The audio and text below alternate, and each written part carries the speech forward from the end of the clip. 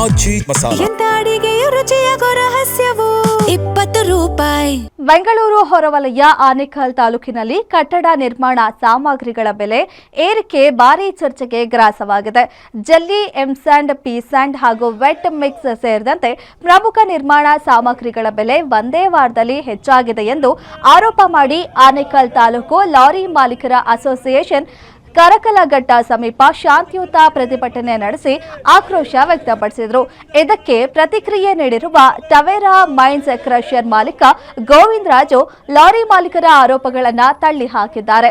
ಲಾರಿಗಳಿಗೆ GPS tracking ವ್ಯವಸ್ಥೆಯನ್ನ ಕಡ್ಡಾಯಗೊಳಿಸಿರುವುದು ಹಾಗೂ ಓವರ್ಲೋಡ್ ಸಾಗಾಟ ತಡೆಯಲು ಕಾನೂನು ಕ್ರಮಗಳನ್ನು ಕೈಗೊಂಡಿರುವ ಹಿನ್ನೆಲೆಯಲ್ಲಿ ಈ ವಿವಾದ ಸೃಷ್ಟಿಯಾಗಿದೆ. ಲಾರಿ ಮಾಲೀಕರ ಅಕ್ರಮಗಳಿಗೆ ಬ್ರೇಕ್ ಹಾಕಲು ರಾಜ್ಯ ಸರ್ಕಾರಕ್ಕೆ ದೂರು ನೀಡಿದ್ರಿಂದಲೇ ತಮ್ಮ ತಪ್ಪುಗಳನ್ನು ಮುಚ್ಚಿಕೊಳ್ಳುವ ಉದ್ದೇಶದಿಂದ ಪ್ರತಿಭಟನೆ ನಡೆಸಲಾಗುತ್ತಿದೆ ಎಂದು ಆರೋಪಿಸಿದರು.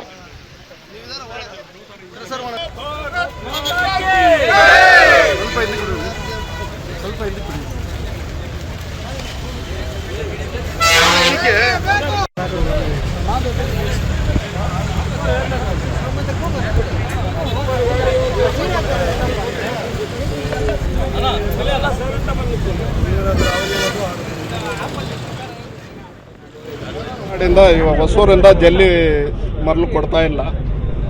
ಅದರಿಂದ ನಮ್ಮ ಟಿಪ್ಪರ್ ಲಾರಿ ಓನರ್ಸ್ಗೆ, ಡ್ರೈವರ್ಗೆ, ಅದು ನಂಬಿರೋ ಫ್ಯಾಮ್ಲಿಗೆ ಎಲ್ಲರಿಗೂ ತೊಂದರೆ ಆಗ್ತಾ ಇದೆ ಅಂತ.